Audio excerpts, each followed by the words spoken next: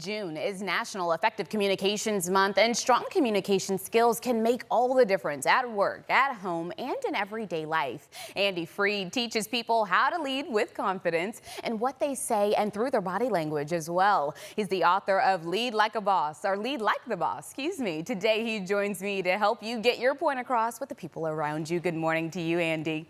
Good morning, Erin. How are you doing today?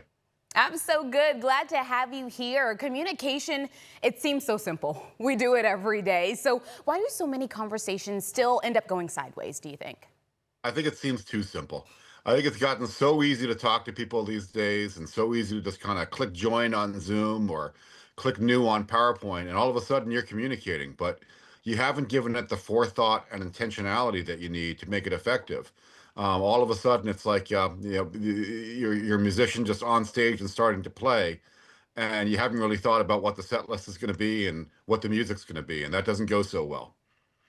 I think a lot of people can relate to that. Indeed, we just get up and go and we take on the conversations as they come to us. But you say most people focus on what they want to say instead of what others need to hear. And so what's the shift we should make before we even start talking?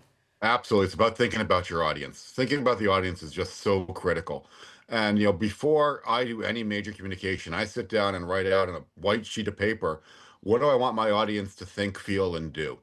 And, understanding that I've got to understand what they want to think. It's kind of on the level, what I'm trying to convey. How do I want them to feel? Do I want them to feel challenged? Do I want them to feel safe? Do I want them to feel threatened? And then what do I want them to actually do at the end of the communication? And making those three steps really clear helps me communicate and helps me kind of structure how I'm going to move my communication going forward. Yes, indeed. Well, I think half the battle is figuring out what you're going to say, but that second half of the battle is the confidence to say it. What are some communication habits that instantly make someone appear more confident? Well, one is just practice, practice, practice. I mean, there's no substitute if you've got a presentation to give or even a difficult one-on-one meeting. Practice. What are you going to say? You really start to think about it and give that some forethought. Again, people tend to show up and just start talking. Practice is the key to really making yourself confident, making yourself really feel like you're going to be able to convey that message well. So that's number one. I would say number two, as part of that practice, is other preparation. And that just means taking care of the things that you need to take care of to make the communication go better. It's hard to communicate well on Zoom if you're also trying to figure out where the mute button is. At this point, 6 years into the pandemic, we should all have figured out where the mute button is, how to light ourselves, how to make our phones work. But if all of that stuff is on the back of your mind as you're trying to kind of communicate, it's very hard to communicate effectively. So what would you say are maybe the biggest, because body language is a huge thing as well. It Body can language is communicate for massive. you. Yes, without it, you even opening your mouth. And so people can unintentionally undermine their confidence or even say what they're thinking with their body language. How do we make sure we stay in control? Again, it comes down to preparation and forethought, and it's thinking about, that what do I want my body language to say, and that can mean things like I want to make sure that I'm using good hand gestures. Well, for me, I have a habit of putting my hands in my pockets when I'm talking.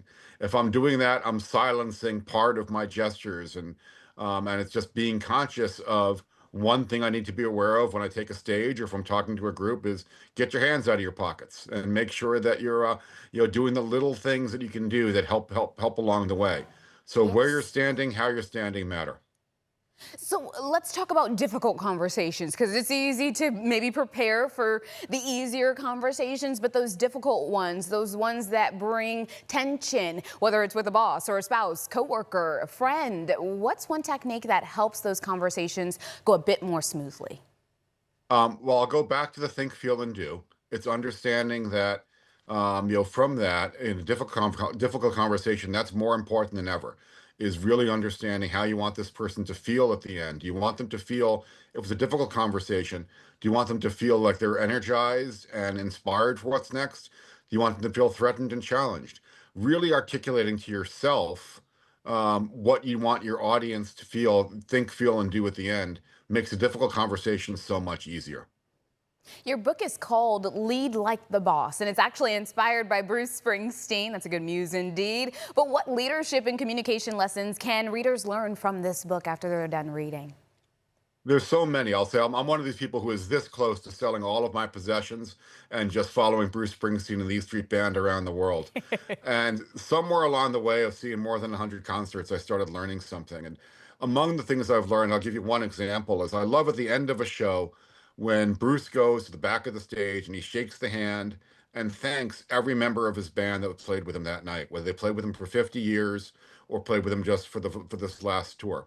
And in doing that, the band members have said that for 10 seconds every night, Bruce Springsteen makes me feel like the most important leader, the most important musician on the face of the earth.